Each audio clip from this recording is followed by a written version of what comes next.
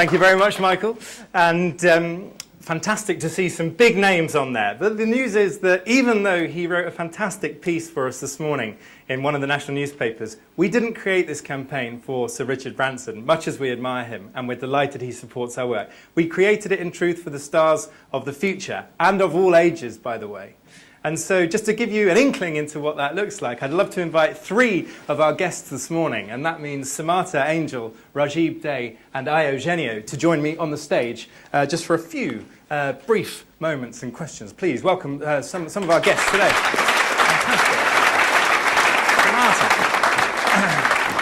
Samata. Now, crack through. Thank you very much for joining me. I wanted to give the guests just a bit of an insight into this, but Rajib, we have to confess, you are a co-founder of StartUp Britain, and I just wanted to kick off by asking you, why are you involved, and why do you think, for you, it's important? Sure. So I've been involved with kind of promoting entrepreneurship for a number of years, and I'm a recent university graduate. I graduated in 2008 into the graduate unemployment crisis. And for me, I'm really passionate about showing students and graduates that entrepreneurship is a career path. Because at university, you're inundated with large corporate brands, and you assume that that is the route for everyone, but actually we want to say that entrepreneurship is a viable and rewarding career path. So through my own startup, internships.com, and the work with StartUp Britain, it just provided a great platform to kind of send that message out there to many of the so-called lost generation that there is hope and there is the future for you through enterprise. Yeah, another option, okay. Samata, you are a phenomenal designer. Samata's Muse is your company, and I've seen it recently, I think, on the red carpet. Yeah, that's correct. Is this right? And yes. I think your dresses have clothed Jennifer Lopez. Yes. Dawn Richards. Yeah. Halle Berry. Gwen Stefani and a few others. Fantastic. Now, when I see that shot on the red carpet, I think it must have all been plain sailing, but of course it wasn't. I mean, what actually does help startup businesses? What particularly helped you, and what do you wish you'd had a bit more of? I think what really helped me was my entrepreneurial spirit. As much as access to finance would have been incredible, I'd have loved more help in the early stages, and as much as access to a network would have been phenomenal as well. The starting seed is entrepreneurial spirit. From there, you can progress. So for me, the next stages were, for example, developing a network within my industry. Yep. And that really is a go-get-them attitude. You just have to find out where things are happening and place yourself in these key places and locations.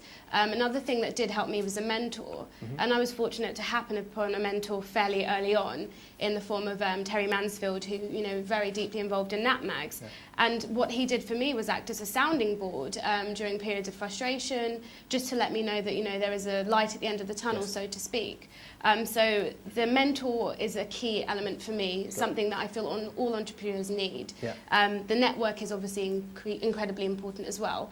Finance is important, but actually I think you don't need as much as you think you need. Okay. So with that kind of initial seed, and if you have the acumen to know how to use that, you can make a great deal out of a very tiny amount. Okay, thank you.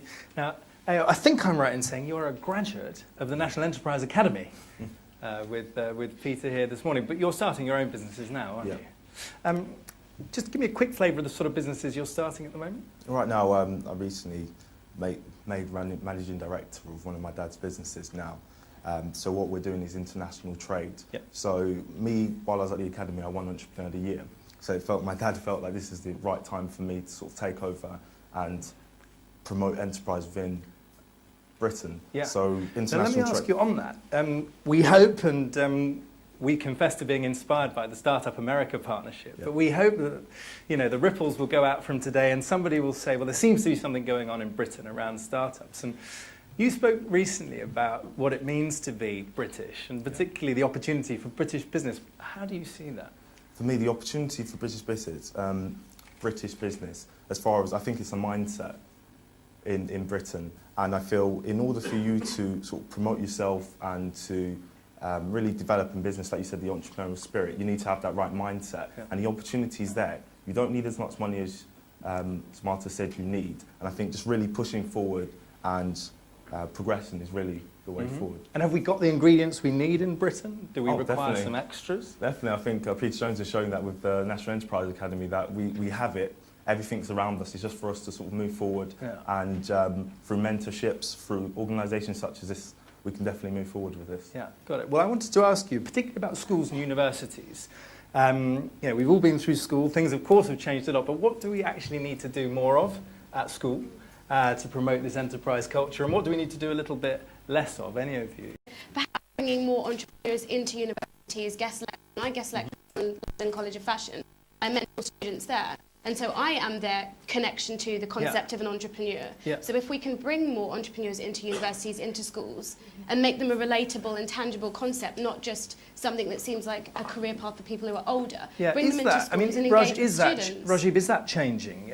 As you go around the careers fair, is entrepreneurship represented? Is it an option? It's not necessarily represented at the careers fair, but however, I think there's some great work happening on the ground through enterprise society. So NACU, the National Consortium of University Entrepreneurs, has been established. They're looking to champion entrepreneurship at every university. And I myself was president of Oxford Entrepreneurs. I took a year off from my degree to run the enterprise society full time. That was a fantastic springboard for me to kind of learn about entrepreneurship, meet some great people. So I think are happening from the kind of the grassroots, but I think the university can do more to reach out to the startup and SME community to kind of connect them with entrepreneurs, to provide that mentorship and to kind of show them the other path.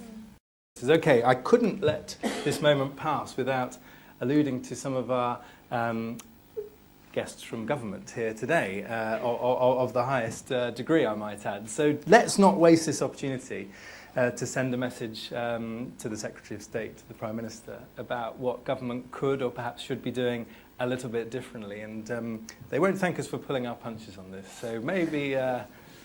I should start off. Yeah, I feel what we really need to do is we need more mentorships. We need people to understand that it's possible. Areas where may not have as many role models, so to speak, we need to start putting them there. So, for example, the lesser areas, like, for example, in London, we need to start getting mentors, role models who have done it, have strived through, and are willing to put their 2 cents to show you how it can be done. And I think once the government gets that right, and once people are able to see it is possible, that's when we're really going to move entrepreneurship within the whole of Britain and not just high society. Mm-hmm.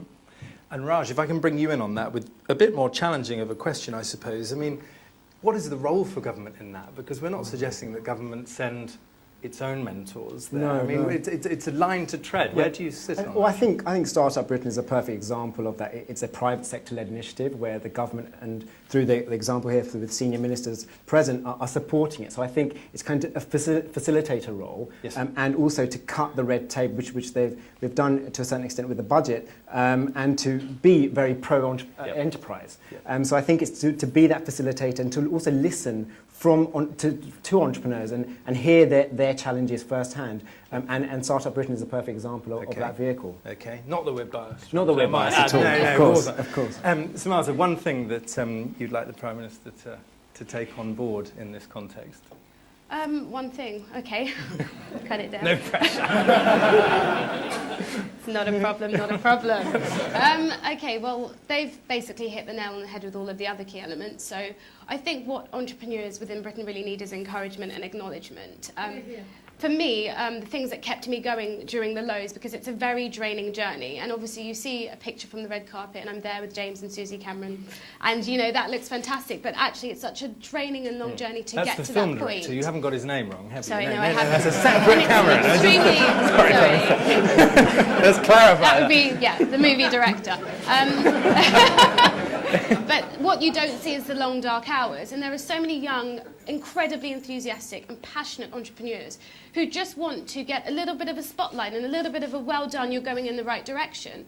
And that kind of acknowledgement, whether it's through, when I get an award, for example, or when I get nominated for an award, that gives me a little bit of a push. Okay. When I see magazines like Cosmopolitan giving an award for young fashion entrepreneur, I think, great, you're acknowledging it, you're placing that word in the press. Yeah. Give us I think more of that that is leverage of the word it's such a entrepreneur. powerful message to publishers particularly. Publishers now, in I'm afraid we're particular. out of time, but please join me in thanking Ayo Genyo, Samantha Angel, Rajib Day.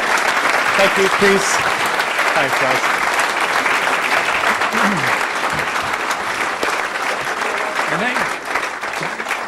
Thank you very much to all of our stars of the future. Watch this space, as they say. Well, of all the characters in this particular world, one looms very large on the horizon for all of the right reasons, not least because he is a star of BBC's Dragon's Den, but has been a formidable promoter of entrepreneurship in the United Kingdom. Today, and in future, with even on this very day some announcements coming out about the future of some of the schemes he's been involved in very, very closely.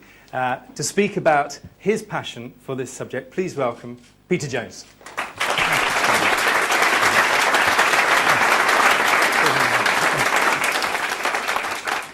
Well, Ollie, thank you very much.